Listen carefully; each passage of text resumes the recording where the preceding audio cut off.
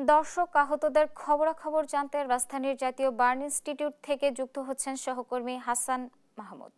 হাসান, জাতীয় বার্ন ইনস্টিটিউটে কত রোগী চিকিৎসা নিচ্ছেন, তাদের শারীরিক অবস্থা সম্পর্কে কি বলছেন চিকিৎসকেরা, বিস্তারিত জানাবেন। পারবন, আপনাকে ধন্যবাদ। আমরা আছি বার্ন ইউনিটের সামনে। আমরা সকাল থেকে দেখছিলাম যে স্বজনরা আসছেন এবং রাত থেকে আসলে যে পরিমাণ চিকিৎসা চলছিল সেটি কিন্তু এখন পর্যন্ত অব্যাহত রয়েছে এবং কালকেই কিন্তু বার্ন ইনস্টিটিউটের যেসব চিকিৎসক, নার্স, কর্মকর্তা রয়েছে তাদের প্রত্যেকেরই কিন্তু ছুটি বাতিল করা হয়েছে। যারা কাজে ছিলেন কিংবা কাজের বাইরে ছিলেন প্রত্যেকেই কিন্তু হসপিটালে ফিরিয়ে নিয়ে আসা হয়েছে এবং এখন পর্যন্ত তারা অব্যাহতভাবে চেষ্টা করছেন এখানকার চিকিৎসা দেওয়ার জন্য।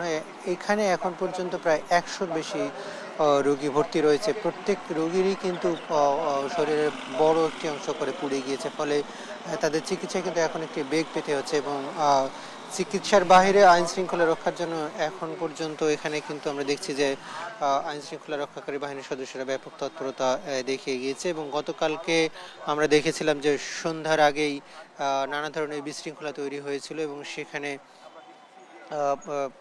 সাধারণ উৎসুক মানুষ এবং যারা আত্মীয় স্বজন এসেছিল, এই অতিরিক্ত মানুষের কারণে কিন্তু পুরো এলাকায় একটি বিব্রতকর পরিস্থিতি তৈরি হয়। পরবর্তীতে সেখানে আইন শৃঙ্খলা রক্ষাকারী বাহিনীর পাশাপাশি সেনাবাহিনীর সদস্যরাও কিন্তু মোতায়েন করা হয়েছিল তাদেরকে, যাতে করে কোনো ধরনের বিশৃঙ্খলা তৈরি না হয়।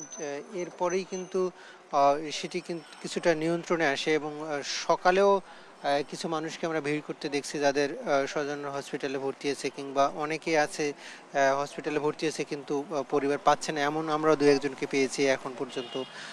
অর্থাৎ গতকালকের ঘটনার পরেই কিন্তু পুরো এলাকায় সবার মাঝে যেমন শোকের ছায়া নেমে এসেছে, তেমনি চিকিৎসকরা কিন্তু এখানে চেষ্টা করছেন সর্বোচ্চ সহযোগিতা করবার জন্য। এবং আমরা জানি যে এর আগে বড় ধরনের কয়েকটি ঘটনায় সেখানে বার্ন ইনস্টিটিউটের চিকিৎসকরা কিন্তু তাদের সক্ষমতার পরিচয় দিয়েছে। এবারও কিন্তু তারা চেষ্টা করছেন যতটা মৃত্যুর সংখ্যা কমিয়ে নিয়ে আসা যায়। এবং আমরা গতকালকে যেটি দেখছিলাম যে সাইদুর রহমান, যিনি প্রধান উপদেষ্টা স্বাস্থ্য বিষয়ক বিশেষ সহকারী, তিনি যেটি বলছিলেন যে এখন পর্যন্ত যারা এখানে রয়েছেন তাদের মধ্যে প্রায় 40 জনের অবস্থা কিন্তু আশঙ্কাজনক এবং আইসিইউতে প্রায় 7 থেকে 8 জনের মতো আইসিইউতে রয়েছে যাদের আরও উন্নত চিকিৎসা প্রয়োজন। এবং এইসব রোগীদের কিন্তু আসলে কষ্টের মাত্রাটা অনেক বেশি, যেহেতু শরীরের কারো 80% পর্যন্ত পুড়ে গিয়েছে, ফলে তাদের শ্বাসনালী ক্ষতিগ্রস্ত হয়েছে।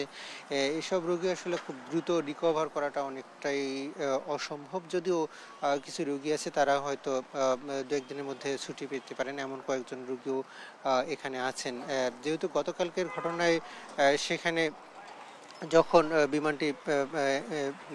জেট বিমানটি বিধ্বস্ত হয় তখন কিন্তু সেটিতে প্রচুর পরিমাণে জ্বালানি ছিল, ফলে এই জ্বালানি কিন্তু খুব দ্রুত আগুন ছড়িয়ে পড়ে এবং শিশুদেরকে আসলে সেখানে ক্ষতিগ্রস্ত করে। যেহেতু একটা 6 মিনিটে বিমানটি উড্ডয়ন করে এবং একটা 18 মিনিটে সেটি বিধ্বস্ত হয়, ফলে এই যে মাত্র 12 মিনিট আকাশে ছিল, ফলে যে পরিমাণ বিমানটিতে ফুয়েল ছিল তার কিন্তু খুব কম পরিমাণে খরচ হয়েছিল, ফলে পুরো জ্বালানি তেলতেই কিন্তু এই যে আগুনের ঘটনায় ফুয়েল হিসেবে কাজ করেছে। এবং এই যে দাহ্য পদার্থের কারণে কিন্তু সে আগুনটা দ্রুত ছড়িয়ে পড়ে এবং সেখানে ক্লাসে এবং ক্লাসের আশেপাশে যেসব শিক্ষার্থী ছিল তারা প্রত্যেকেই কিন্তু ক্ষতিগ্রস্ত হয়েছে। এবং আমরা যতটুকু জানতে পেরেছি প্রত্যেকেরই বয়স কিন্তু 12 থেকে 14 বছরের মধ্যে এবং সবাই 5-6 ক্লাস 7-এর শিক্ষার্থী বলে আমরা জানতে পেরেছি। এবং এসব শিক্ষার্থী কিন্তু এখন পর্যন্ত চিকিৎসাধীন রয়েছে এবং চিকিৎসকরা সর্বোচ্চ চেষ্টা করছেন এবং প্রয়োজনে যে কোনো ধরনের পদক্ষেপ নিচ্ছেন। এবং